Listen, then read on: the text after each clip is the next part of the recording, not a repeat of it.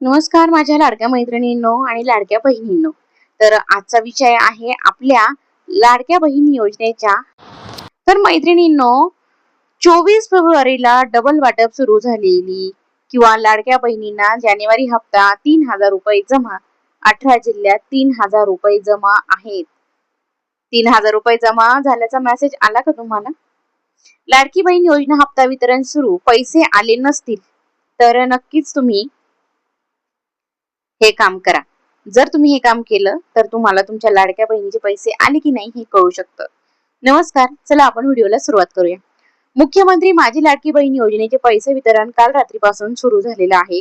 काही बहिणींना 1,500, काहींना 3,000 तर काहींना 4,500 रुपये जमा झाल्याचे मेसेज येत आहे. मात्र यावेळेस सरकारने फिल्टरिंग प्रोसेस अत्यंत कडक केलेली आहे. पहिली गोष्ट की या 12 जिल्ह्यांमध्ये आज होणार आहे वितरण.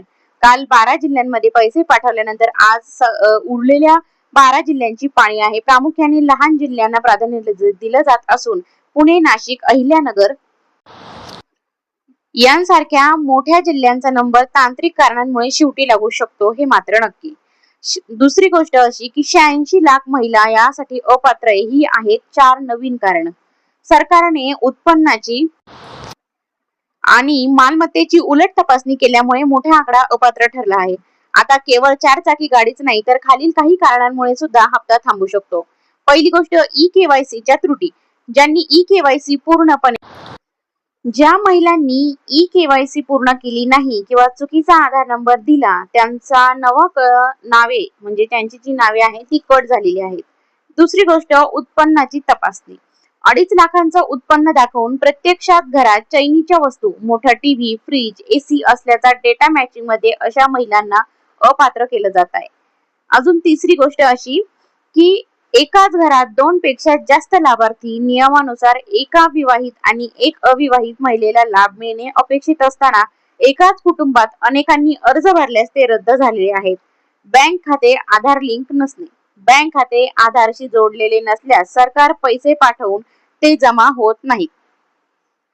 तिसरी गोष्ट की या बँकांमध्ये पैसे जमा होण्यास अडचण येते. सरकारने अशा 12 बँकांची यादी दिली आहे जिथे तांत्रिक कारणांमुळे किंवा विलिनीकरणामुळे पैसे जमा होण्यास अडचण येत आहे. प्रामुख्याने काही सरकारी बँका आणि ज्या बँकांचे IFSC कोड बदललेले आहेत तिथे पैसे अडकत आहेत. अशा वेळी तुमचे खाते नॅशनलाइज बँकेत असणे फायद्याचे ठरेल.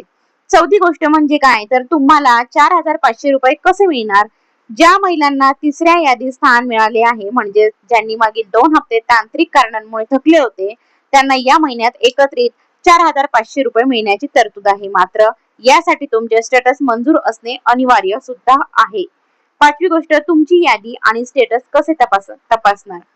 जर तुम्हाला मेसेज आला नसेल तर तुम्ही प्लीज घाबरू नका, पण तत्काळ खालील गोष्ट मी ज्या गोष्टी सांगणार आहे त्या गोष्टी नक्कीच करा.